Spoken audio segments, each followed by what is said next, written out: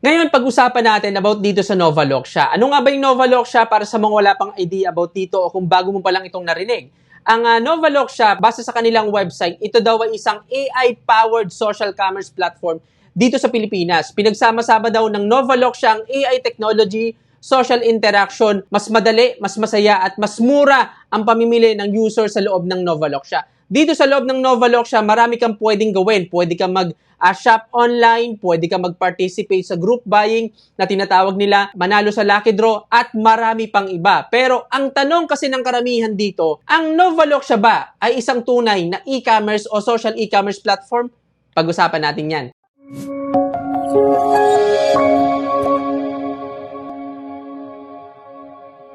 Ngayon, bago natin sagutin kung tunay bang e-commerce ang Novaloxia, pag-usapan muna natin ano ba yung e-commerce platform o mas tinatawag na marketplace, social e-commerce at community e-commerce. Para mas maintindihan mo kapag sinabi bang e-commerce o commerce, ano bang focus ng business model na ito at paano ba kumikita dito. Pasimplihin lang natin yung paliwanag para mas maintindihan ng karamihan. Kapag sinabing e-commerce, ito ay isang direct online buying o selling. Sa e-commerce, ikaw ang gagawa ng lahat. Paghanap ng supplier, pag-store ng product, handling, shipping, paggawa ng online store, at marami pang iba. So, saan kumikita ang mga taong nagsisimula ng e-commerce o gumagamit ng e-commerce business model? Kumikita po sila sa pamagitan ng profit margin. Okay? Example, nabili ko yung produkto ng 500 pesos, ibebenta ko ito ng 2,500 pesos. Ang cost ko sa shipping, sa ads, at marami pang iba ay 1,000 pesos. So, may kita po ako na 1,000 pesos doon. Dito, ang core income, pag sinabing e-commerce, ay product sales. Okay? Sa e-commerce platform naman, o mas tinatawag na marketplace, ito ay isang marketplace na nagiging bridge sa seller at buyer katulad ng Lazada at Shopee. Si seller maglilist ng mga produkto na ibebenta sa loob ng e-commerce platform. Si buyer naman, bibilhin niya yung mga produkto ni seller at yung handling, shipping, si platform na yung gagawa nun. Katulad ng ginagawa ni Lazada o ginagawa ni Shopee. Paano kumikita ang e-commerce platform o yung mga marketplace platform? Kumikita po sila sa pamagitan ng commission fee per sale, ads o sponsorship listing, transaction fee at logistic fee. Pero ang pinaka-core income pa rin dito ay product sales. Dahil nagbabayad lang si seller once na meron po silang benta. Okay? Nagbabayad lang sila ng commission fee at ng iba't ibang fee sa marketplace katulad ng Lazada o Shopee kapag meron silang naibenta o kapag meron bumili ng produkto dun sa loob ng marketplace na yon. Pero uulitin ko, ang pinaka-core income pa rin dito ay product sales. Sa social e-commerce naman, ito ay isang platform o uri ng e-commerce na mayroong social content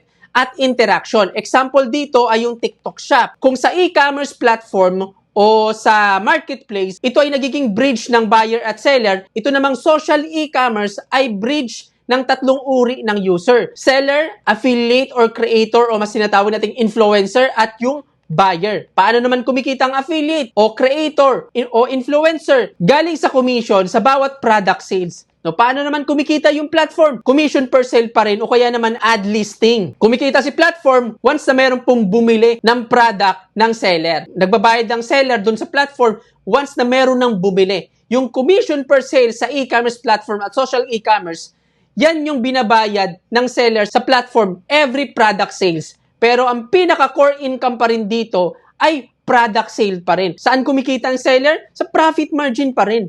Pero ang pinaka-core income dito, okay, sa e-commerce, sa marketplace, at sa social e-commerce ay product sale pa rin. Ngayon, sa community e-commerce, ito naman yung group-based buying. Example dito, yung mga co-ops, mga FB groups, sa Reddit, sa Discord, sa Telegram, pwede rin maging community e-commerce yun. Kung nakapasok ka na sa mga FB groups na nagbebenta ng mga produkto, nagla-live na mga products, at merong mga bumibili ng mga produkto doon sa FB group na yon, isa yung example ng community e-commerce. Nagbebenta si seller sa FB group o sabihin natin sa Reddit, sa Discord, sa Telegram, at meron naman buyer dun sa group na yon dahil trusted sila dun sa group na yon. Paano kumikita dito? Profit margin at commissioning. Minsan kasi sa mga FB group, sa mga Telegram, sa Discord, sa Reddit, madalas sa affiliate commission kumikita yon. Pero merong iba na mga FB groups na nagbebenta talaga ng mga produkto at kumikita sa profit margin. Ang pinaka-core income pa rin dito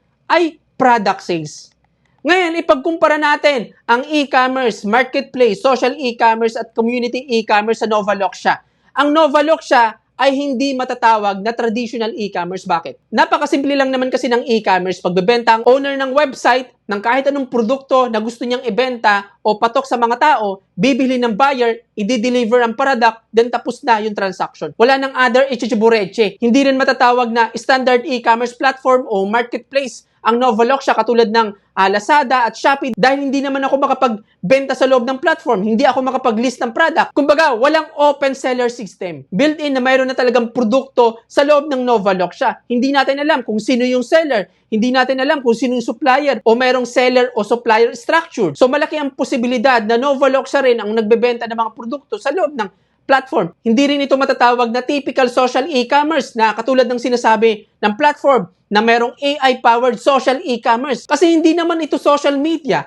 Wala naman tayong makitang seller na nag-list ng mga produkto. Wala rin tayong makita mga affiliate na nagbebenta ng mga produkto. Wala rin link ng bawat product para ibenta ng mga affiliate. Kung ganon, hindi natin matatawag na social commerce ang Novaloxia. Hindi rin ito masasabing legit na community commerce. Bakit? Kasi uulitin ko, wala tayong makitang seller, nakikitang nagbebenta ng produkto nila. At wala rin tayong nakikitang buyer na bumibili ng product ng mga seller.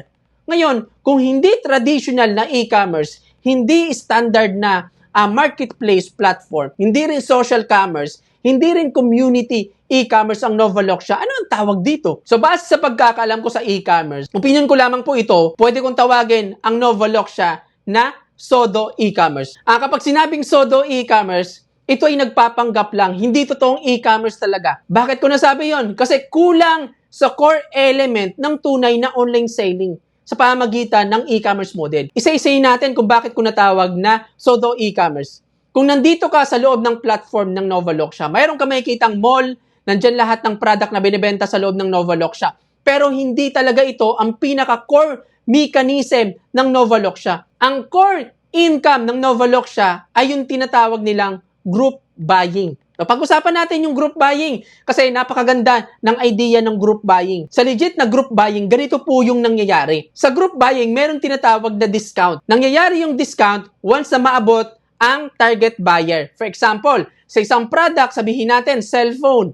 Okay? Sa group buying, meron yung minimum number ng buyer. Sabihin natin, ang minimum ay 100 na buyer. Kapag nabot yung minimum buyer na 100, magkakaroon ng discount. Sabihin natin 50% discount. Ngayon, magiging active lang yung 50% discount kapag nabuo na yung minimum na 100 na buyer.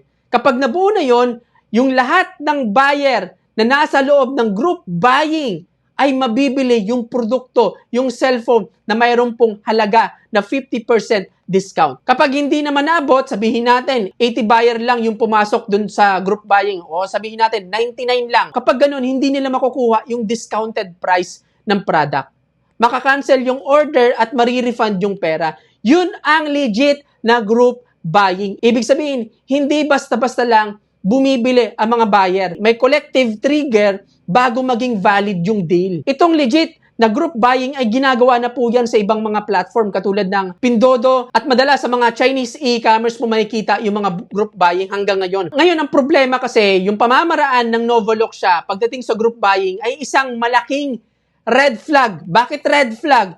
Once kasi na mag-participate ka sa group buying dito sa loob ng Novaloxia, hindi nila focus ang mabili yung produkto.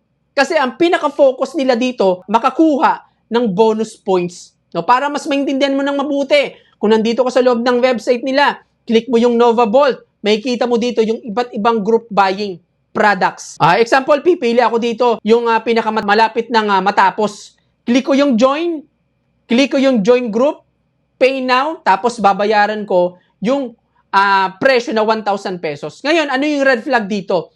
Kapag natapos na yung oras at nagkaroon na ng 100 participants sa group buying na yon, iraraffle po yung 100 na participant at isa lang ang mananalo o pipiliin na makakabili ng produkto. Doon pa lang sa liwana, doon sa totoong legit na group buying. So bakit red flag? Kasi hindi nila focus yung pagbenta ng product. Sa liwa ito sa tunay na proseso ng legit na group buying. Kasi kapag napili ka sa raffle, Okay? May option ka na wag kunin ang produkto at ibabalik sa iyo yung pera na binayad mo. Saan ka nakakita ng e-commerce na meron pong group buying na papasok ka doon pero hindi mo bibilin yung produkto? Uulitin ko, sa tunay na group buying, kaya mo pinili yung produkto para bilhin at makuha yung discounted price. Lahat ng tao dito na pumapasok sa group buying, mabibili yung discounted product kung pumasok sa minimum buyer. At doon kikita yung platform, sa product margin, sa commission fee. Pero dito sa Novaloxia, hindi ganun ang nangyayari. Hindi talaga nila gustong bilhin yung produkto ng mga taong pumapasok sa group buying. Kapag nanalo ka sa raffle, may choice ka na wag bilhin yung produkto, na wag kunin yung produkto. Ngayon, kung hindi product ang focus ng mga taong pumapasok sa group buying, ano yung purpose nila? So, ito na yung pangalawang red flag. Ang purpose ng mga tao na pumapasok sa group buying, na nagpa-participate sa group buying, ay para makakuha ng bonus points. Yung bonus points ay nakukuha once na hindi ka napili sa raffle. Yung bonus points na yon ay pwede mong i-convert into cash, into peso. For example, hindi ako nanalo sa raffle, kikita ka ng 10 pesos na bonus o 10 bonus points doon. Kung wala ka pang invite, nandito ka pa sa daily use. Kapag may invite ka naman, pwede kang kumita ng 13 bonus points o kaya naman 18 bonus points. Yan yung dahilan kung bakit sila nagpa-participate sa group buying, hindi para bilhin yung produkto, kundi para makakuha ng bonus points. Itong paraan na ito ay saliwa sa legit na group buying kasi walang product na naibebenta sa loob ng group buying. Okay, pangatlong red flag. Nakikita ko na ang pinaka-source ng income ng platform ay nasa dalawa lang. Una ay yung deposit ng mga member ng Novaloxia, especially dun sa mga bagong pasok o bagong recruit. At yung pangalawa ay yung SVIP. Mamaya pag-uusapan natin kung ano yung SVIP. Ngayon, bakit ko nasabi na nakikita kong pinaka-source ng income ng platform ay sa deposit lang ng mga tao, especially sa mga bagong pasok, ay dahil sa bonus points. Ang pinakatanong kasi dito, saan galing o saan kinukuha yung ibinibigay ng platform na bonus points sa mga member?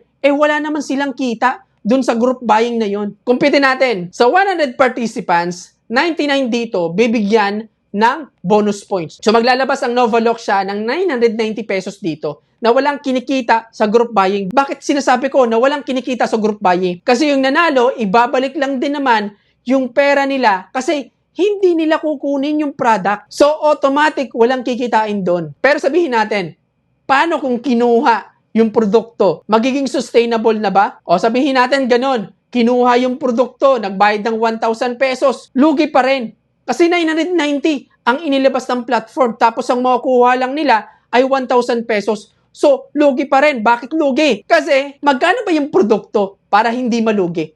10 pesos? So, saan kukunin yung shipping fee? Saan kukunin yung ibang fee? Wala nang kita sa product margin. So, sa ganitong paraan na ginagawa ng Novaloxia ay hindi po sustainable. Para masustain nila ang ginagawa nila, yung pamamaraan ng Novaloxia sa group buying, yung pera na binibigay sa mga member ay kukunin sa pera lang din na dinideposit ng bawat isa, especially sa mga bagong recruit. Kasi uulitin ko, walang kita ang platform sa produkto, walang ibang pagkukuhaan, kundi sa deposit lang din ng bawat isa. Okay, pang-apat na red flag ay referral. Kapag wala ka kasing invite na tao, yung group buying na tinatawag nila, magagawa mo lang po yan sa daily use. Sa daily use, maximum 100 lang yung pwede mong gawin dito. 100 na beses ka lang makakapag-participate sa group buying. Ibig sabihin, kapag wala kang invite na tao na gagamit din ng platform, hindi ka na makakapag-participate sa group buying. Kailan mo magagawang makapag-participate sa group buying? Kailangan mo mag-upgrade. Paano ka makakapag-upgrade? Mag-recruit ka ng 2 tao na magiging active din sa group buying.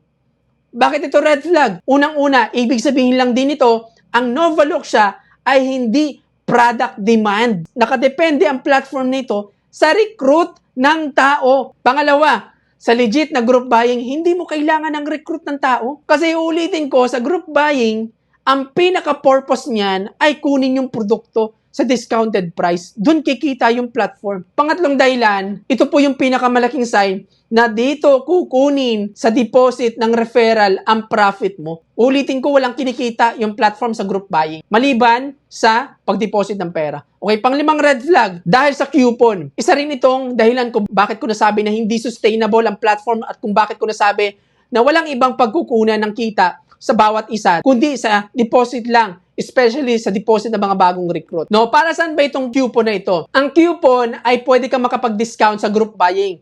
Like for example, kung may 200 pesos off ka, imbes na 1,000 pesos yung babayaran mo sa group buying, 800 na lang yung ibabayad mo. May mga coupon naman na pwede kang mas kumita ng malaki, katulad, makakuha ka ng 50% earning. Ang tanong, paano makakuha ng coupon? Sa normal na e-commerce kasi, ang coupon nakakuha madalas sa mga double digit sale, katulad ng 33, 44, 55. Okay naman, meron kang minimum spend o galing sa seller, personal voucher, kasi madalas kang active sa application o madalas kang bumibili. Doon nakukuha yung coupon, doon binibigay yung coupon sa mga legit na e-commerce. Pero dito sa Novaloxia, nakukuha yung coupon kapag nag-invite ka ng tao.